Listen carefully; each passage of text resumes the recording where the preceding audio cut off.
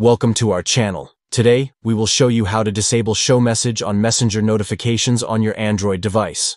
Follow these simple steps to take control of your notifications. First, open the Messenger app on your Android device. Next, tap the three lines at the top left corner of the screen. Then, tap the gear icon at the top right corner to access the settings. Once in the settings menu, tap on Notifications and Sounds.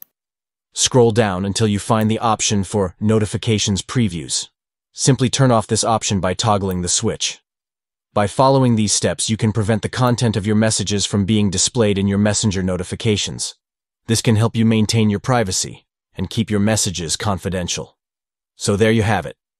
With just a few simple taps, you can disable show message on Messenger notifications on your Android device. Thank you for watching, and be sure to subscribe to our channel for more tech tips and tutorials. See you in the next video.